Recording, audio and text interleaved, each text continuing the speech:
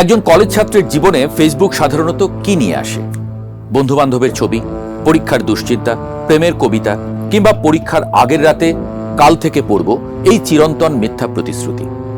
কিন্তু মোহাম্মদ নাজমুল হাসান মামুনের ক্ষেত্রে ফেসবুক নাকি খুলেছিল একেবারে অন্য দরজা। সেই দরজা দিয়ে ঢুকে তিনি শেষ পর্যন্ত এমন এক জগতে পৌঁছান যেখানে পরিবার ও পড়াশোনাকে দূরে সরিয়ে তাকে উগ্রবাদী মতাদর্শে টানা হয় এবং পরে বিস্ফোরক তৈরির প্রশিক্ষণ দেওয়ার অভিযোগ ওঠে।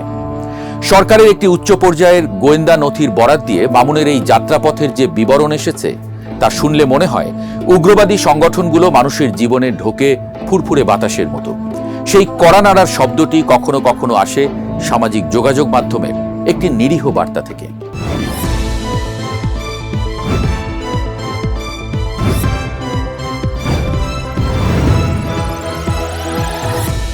মামুনের বয়স 21 বছর।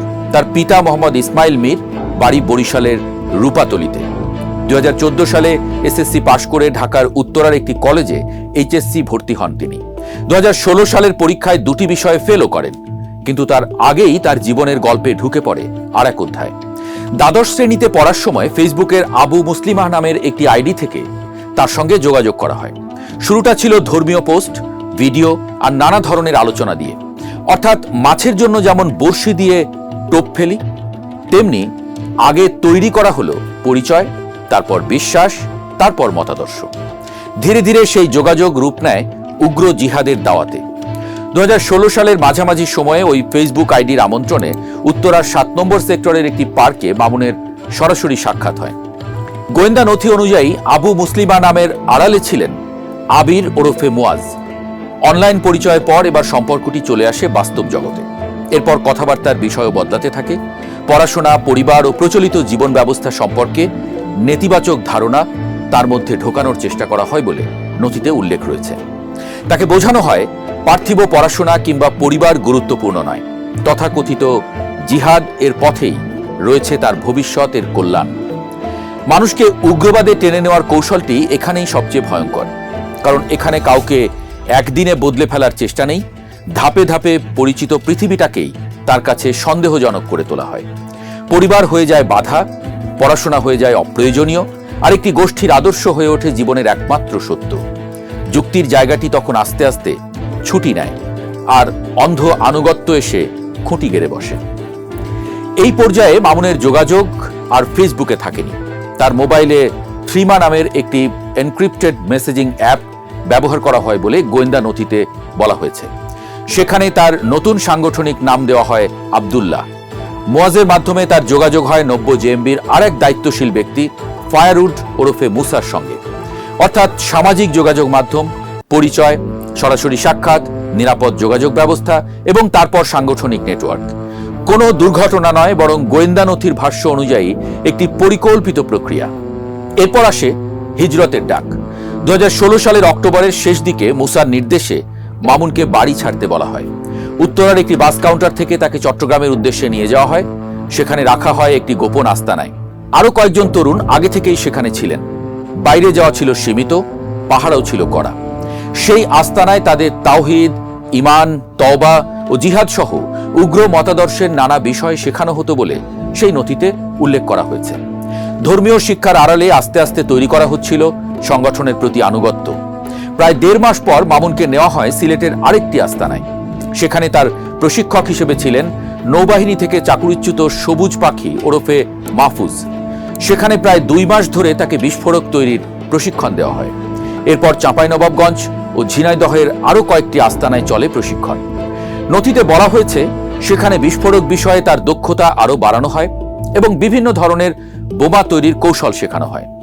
এখানে বিস্তারিত কারিগরি পদ্ধতিতে যাওয়ার প্রয়োজন নেই, বরং গুরুত্বপূর্ণ হলো একজন কলেজ পড়ুয়া তরুণকে কিভাবে ধাপে ধাপে এমন এক ভূমিকায় নিয়ে যাওয়া হয়েছিল যেখানে তিনি পরে সংগঠনের বিস্ফোরক প্রস্তুতকারক হিসেবে কাজ করার অভিযোগের মুখোমুখি হন।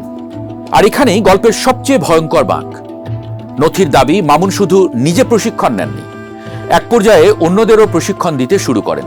অর্থাৎ যে তরুণ একসময় অন্যের কাছ থেকে দাওয়াত শুনেছিলেন, সময়ের ব্যবধানে তাকেই নতুন সদস্যদের প্রশিক্ষণ দেওয়ার পর্যায়ে নিয়ে যাওয়া হয়েছিল। 2017 সালের শুরুতে তার কর্মকাণ্ড আরো সক্রিয় হয়ে ওঠে। বিভিন্ন আস্তানা থেকে অন্য সদস্যদের কাছে বিস্ফোরক পৌঁছে দেওয়ার দায়িত্ব তার উপর ছিল বলে দাবি করা হয়েছে। এরপর আসে পান্থপথের হোটেল ওলিও ইন্টারন্যাশনালে আত্মঘাতী হামলার ঘটনা। 2017 সালের ওই হামলায় ব্যবহৃত বিস্ফোরক তৈরির সঙ্গে মামুন জড়িত ছিলেন এমন অভিযোগে তাকে গ্রেপ্তার করা হয় এবং কারাগারে পাঠানো হয়। দীর্ঘ আইনি প্রক্রিয়ার পর 2024 সালের 5 আগস্ট রাজনৈতিক পট পরিবর্তনের সময়ে একটি চক্রের সহায়তায় তিনি জামিন পান। সেপ্টেম্বরে তিনি কারাগার থেকে মুক্ত হন। পরে চলতি বছরের জানুয়ারিতে ওই মামলা থেকে তিনি পুরোপুরি খালাস পান বলেও নথিতে দাবি করা হয়েছে। কারাগার থেকে বের হয়ে মামুন নিজেকে নির্দোষ ও ভুক্তভোগী দাবি করেন। এমনকি গুম সংক্রান্ত তদন্ত কমিশনের কাছে লিখিত অভিযোগ দিয়ে তিনি দাবি করেন তিনি গুমের শিকার হয়েছিলেন। কিন্তু গল্প এখানেই শেষ হয়নি। গোয়েন্দা নথির দাবি, কারাগার থেকে বের হওয়ার পর মামুন আবারও 90 জেএমবির সামরিক শাখার সঙ্গে সক্রিয়ভাবে যুক্ত হন। এবার যোগাযোগের মাধ্যমও বদলে যায়। থ্রিমার জায়গায় আসে এলিমেন্ট নামের আরেকটি এনক্রিপ্টেড মেসেজিং প্ল্যাটফর্ম। গোয়েন্দারা এই নেটওয়ার্কের 3টি গোপনীয় চ্যানেলের ব্যবহারের কথা শনাক্ত করেছেন বলে নথিতে বলা হয়েছে। আর তামকিন মিডিয়া ব্যবহার করা হয় উগ্র মতাদর্শের প্রচার ও দাওয়াতের জন্য। ফুরসান আল তৌহিদ ব্যবহার করা হয় হুমকি, প্রচারণা ও হামলার দায় স্বীকারের বার্তা ছড়াতে। আর ট্র্যাশ মিডিয়া ব্যবহৃত হয় অভ্যন্তরীণ যোগাযোগ ও গোপন নির্দেশনা আদান প্রদানের জন্য। সাম্প্রতিক সময়ে সাভারের হেমায়েতপুর থেকে আরিফ নামের একজনকে গ্রেপ্তার করে সিটিটিসি। আর সেই আস্তানা থেকে 13টি পাইপ বোমা উদ্ধারের পর তদন্তে উঠে আসে প্রশিক্ষিত কোনো ব্যক্তি বা দলের সংশ্লিষ্টতার প্রশ্ন। আরিফের কাছ থেকেই তদন্তকারীরা বোমারু মামুনের নাম জানতে পারেন বলে জানিয়েছেন সিটিটিসি প্রধান অতিরিক্ত কমিশনার মোহাম্মদ শামসুল হক। তিনি জানান, এমন বোমা তৈরির পেছনে প্রশিক্ষিত ব্যক্তি বা দলের উপস্থিতি বোঝা যায় এবং মামুনকে গ্রেপ্তারে সর্বাত্মক চেষ্টা চলছে। তাহলে মামুনের গল্প আমাদের কি বলে? সবচেয়ে বড় কথা, উগ্রবাদ এখন কেবল অন্ধকার গলির বিষয় নয়। এর প্রথম দরজা হতে পারে আপনার পরিচিত সামাজিক যোগাযোগ মাধ্যম, একটি ফেসবুক আইডি, কয়েকটি ধর্মীয় পোস্ট, কিছু ভিডিও, তারপর বন্ধুত্ব, সাক্ষাৎ, গোপন যোগাযোগ, এরপর ধীরে ধীরে একজন তরুণকে তার পরিচিত পৃথিবী থেকে বিচ্ছিন্ন করে একটি চরমপন্থী নেটওয়ার্কের ভেতরে ঢুকিয়ে দেওয়া। আজকের ডিজিটাল পৃথিবীতে তাই উগ্রবাদী সংগঠনের সবচেয়ে বড় সুবিধা সম্ভবত তাদের গোপন আস্তানা নয়, মানুষের মনের দরজায় পৌঁছানোর ক্ষমতা। আর সেই দরজা যদি একবার খুলে যায়, তখন একটি কলেজের ক্লাসরুম থেকে দূরত্ব কতটা তা মাপার জন্য কোনো ভূগোলের বই যথেষ্ট নয়। মামুনের বিরুদ্ধে আনা অভিযোগগুলোর বিচারিক সত্যতা অবশ্য আদালতের নথি এবং প্রমাণের ভিত্তিতেই নির্ধারিত হবে। কিন্তু গোয়েন্দা নথিতে বর্ণিত তার কথিত যাত্রাপথ একটি বড় সতর্কবার্তা রেখে যায়। উগ্রবাদ অনেক সময় বোমা দিয়ে শুরু হয় না, শুরু হয় সাধারণ কথোপকথন দিয়ে। আর সেই কথোপকথনকে সময় মতো চিনতে না পারলে বন্ধুত্বের অনুরোধ কখন যে বিপজ্জনক মতাদর্শের আমন্ত্রণ হয়ে ওঠে মানুষ টেরই পায় না।